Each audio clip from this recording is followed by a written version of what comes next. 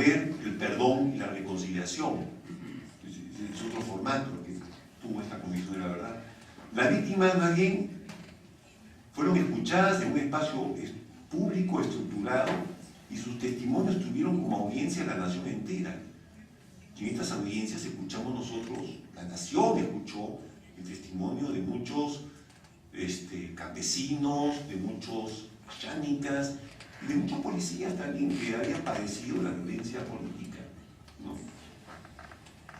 El acto de la escucha se desarrolló en un ambiente ceremonial que proporcionó el encuadre necesario para que las víctimas expresen el dolor vivido y la audiencia escuche con la atención y el respeto debido.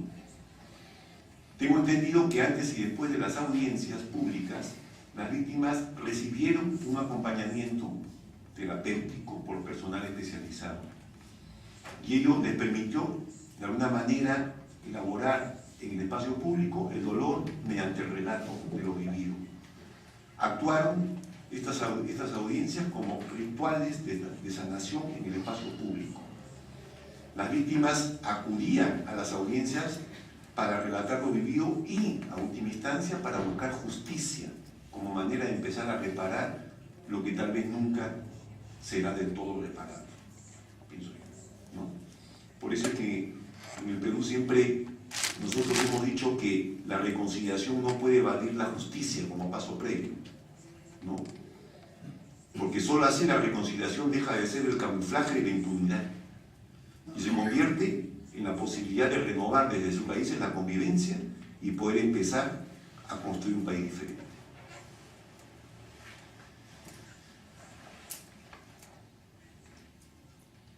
Sabemos que las identidades nacionales son causa pero también consecuencia de las políticas. Esto es un poco sobre la relación entre memoria e identidades. Sabemos que las identidades nacionales son causa pero también consecuencia de las políticas asimilacionistas que implementan los estados nacionales modernos.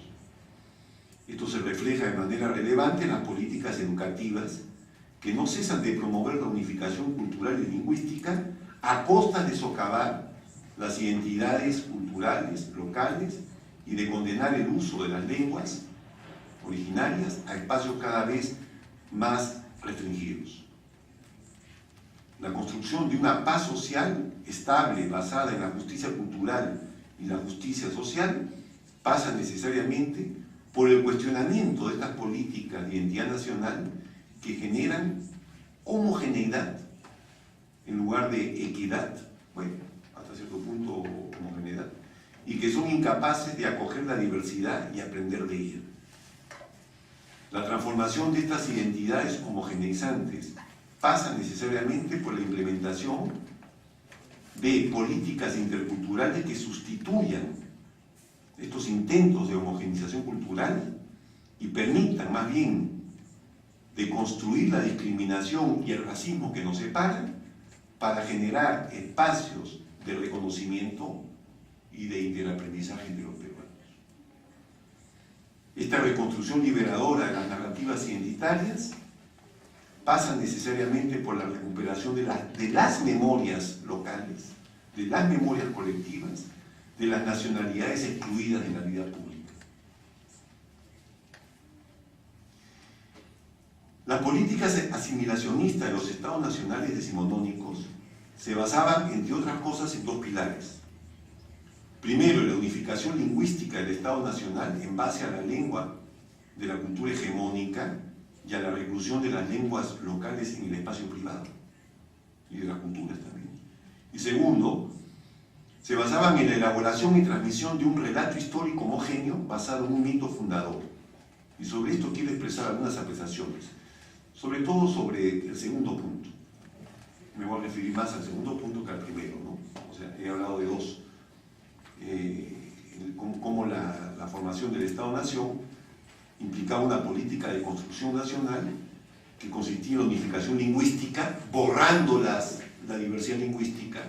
Yo creo que es importante la unificación lingüística, no soy un partidario del plurilingüismo, ¿no? Yo soy partidario más bien de un bilingüismo aditivo antes que de un monolingüismo sustractivo. Eso lo expreso así en esa parte, ¿no? Pero lamentablemente en las políticas lingüísticas que también existen en nuestro país son más bien de un monolingüismo sustractivo, es decir, las personas se trata de que se castellanicen, ¿no?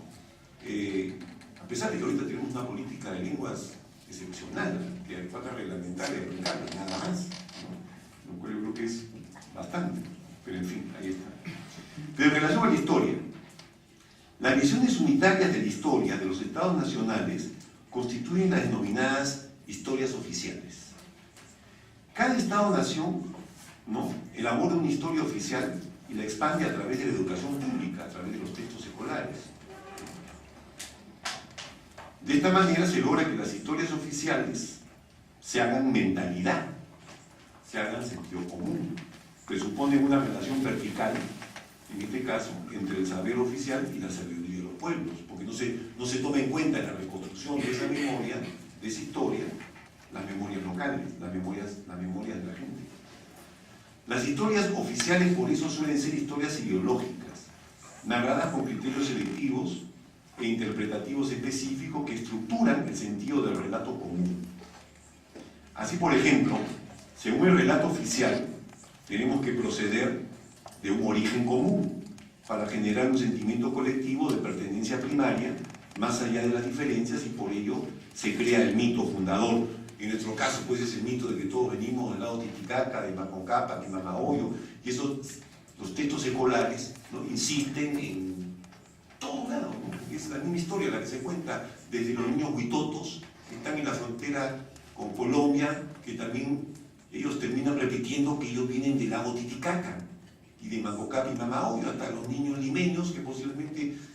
¿Qué cosa es eso? Bueno, es una comunidad imaginada, es un mito imaginado, pero que termina convirtiéndose como si fuera algo real y en lo que nos significa a los unos a los otros porque tenemos un origen común. ¿Se dan cuenta? Ese es un poco el sentido, ¿no? Y de esa manera se logra constituir esta identidad nacional, esta comunidad imaginada, ¿no?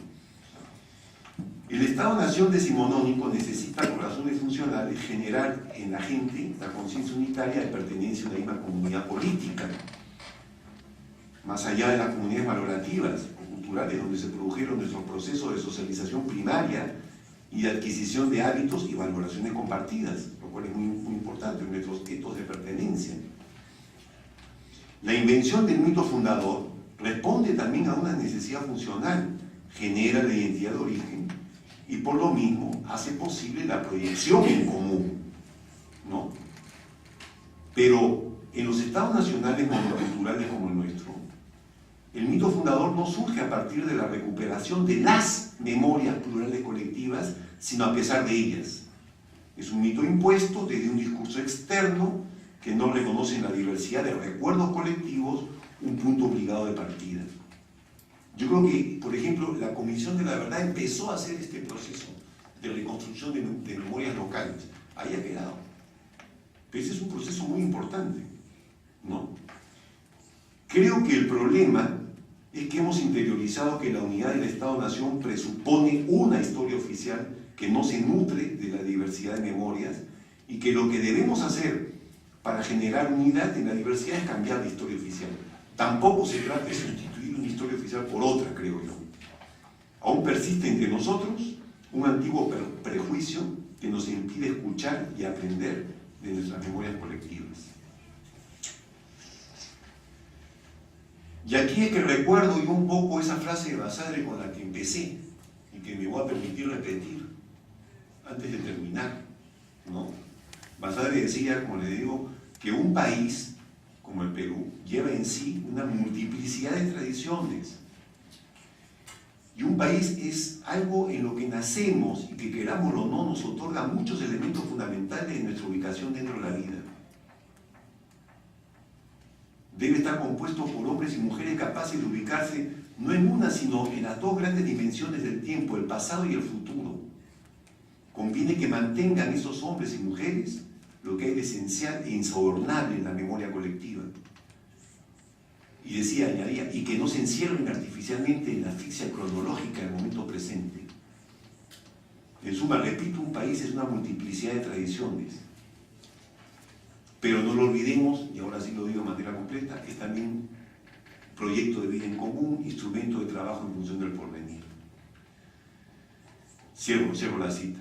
Nacemos, por lo tanto, en tradiciones que se encuentran mezcladas, ¿no? Que nos permiten ubicarnos frente a los otros y frente a nosotros mismos.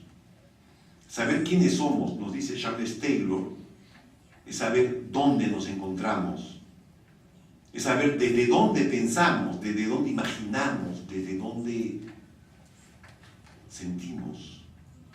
Las identidades son situacionales, plurales, arraigadas en un etos, no son entidades abstractas. Por esto no quiero decir que estamos condenados a ser parte de nuestra tradición.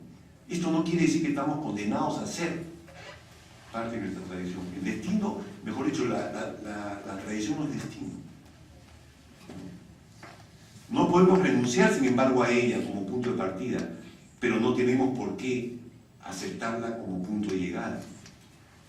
Dicho en términos un poco filosóficos, nuestro ethos es nuestro arjé, no nuestro telos, ¿no? Nos permite abrirnos al futuro y no permanecer anonadados en lo que llamaba pues Basadre la asfixia cronológica del momento presente.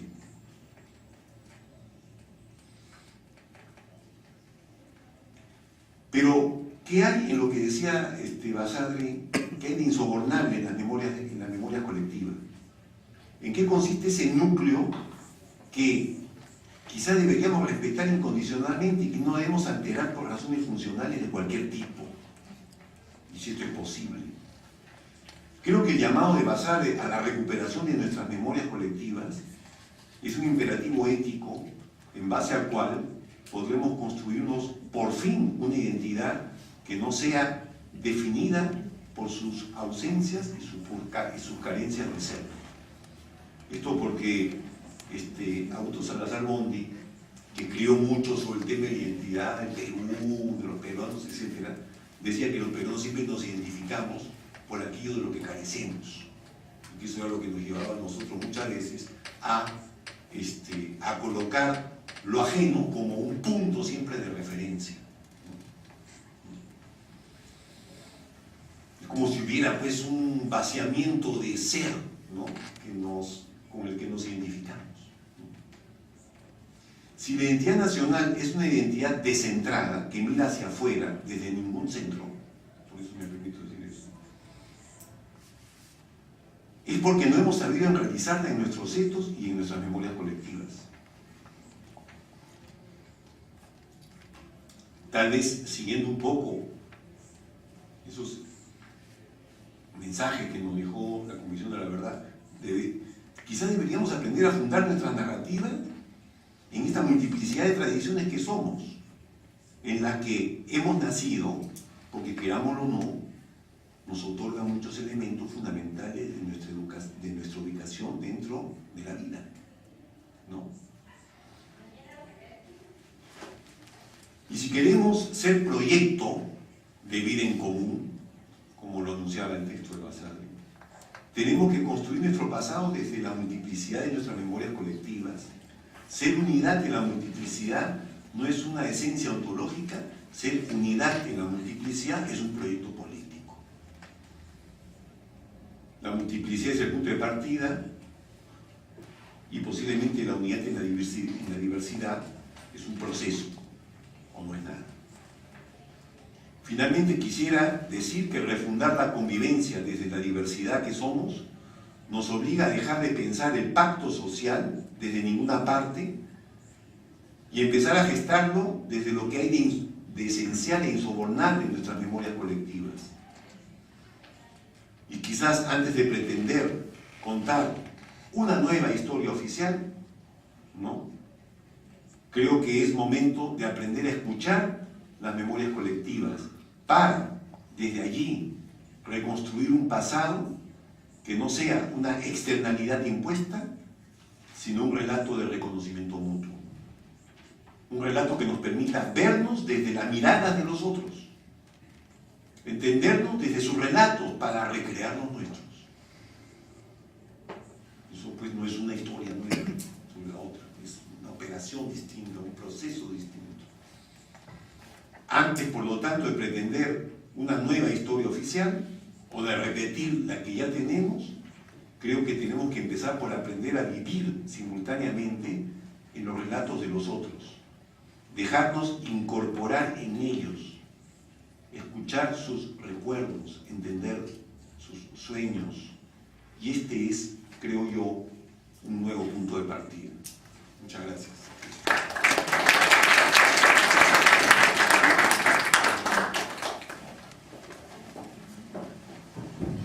Agradecemos mucho la intervención del doctor Tubino. A continuación, los comentarios estarán a cargo del doctor François Tos.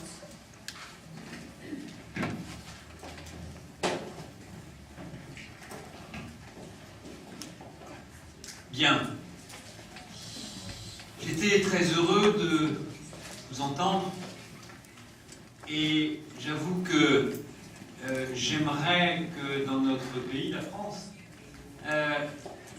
nous soyons plus nombreux, comme vous, à prendre comme ressource de la réflexion sur la mémoire et la manière dont elle fonctionne, ce maître ouvrage qu'a amené Christian Delacroix, dont il parlera tout à l'heure, qui est La mémoire, l'histoire de Paul Ricoeur. Et vous avez en effet, ce qui est trop peu fait en France, pris vraiment l'œuvre de Ricoeur et sur ce plan et son intervention comme philosophe, qui est une intervention citoyenne, c'est ce qu'il dit dès la page 1 de son livre, cette troublante inquiétude devant le trop-plein de mémoire ou le trop-plein d'oubli, et des questionnements qui sont les siens en tant que philosophe, et qui nous éclairent sur la manière effectivement dont fonctionne la mémoire collective dans l'espace public. On retrouve en effet beaucoup d'éléments par rapport à ce que vous avez dit, qui ont été développés par Paul Ricoeur. Vous avez parlé de mythes fondateurs. Et c'est tout à fait essentiel. Ces mythes fondateurs, Ricoeur nous montre qu'ils sont construits à partir d'identités narratives et d'une sédimentation dans le temps autour de cette identité narrative. Et que ces identités narratives, elles sont à ce point identitaires qu'elles vont se cristalliser comme mythes fondateurs, comme identité collective, par-delà ce qui s'est passé sur le plan de la factualité. Paul Ricoeur, d'ailleurs, cite dans Temps et Récit le fameux épisode, mais qui est identitaire pour les Nord-Américains, du Mayflower. Voilà un exemple d'un événement qui a été stratifié, sédimenté, célébré chaque année, et qui célèbre une identité collective, ce que Paul Ricoeur appelle l'événement sursignifié, ou l'événement sursignifiant. Ce qui déplace d'ailleurs par là notre regard historien, parce que on ne se pose plus la question de savoir seulement ce qui s'est passé, et à la limite, peu importe ce qui s'est passé sur le Mayflower, combien ils étaient, ce qui compte, c'est bien sûr l'après, comment il fait trace, et comment effectivement un peuple va se reconnaître dans un événement et où il y aura une cristallisation au sens stendhalien du sens. Nous retrouvons dans notre paysage national, la France, un même clivage identitaire autour du mythe fondateur. Malgré l'unité qui est la nôtre en France et qui a été construite pour imposer ne serait-ce que notre langue. Vous avez posé le problème de la langue, mais cela me fait penser à un ouvrage de Michel de Certeau, Jacques Revel et Dominique Julia qui s'appelle « La politique de la langue ». Nous avons effectivement, dans l'après-révolution française, chassé, à rapport de l'abbé Grégoire, tous les patois pour imposer une langue nationale, une homogénéité.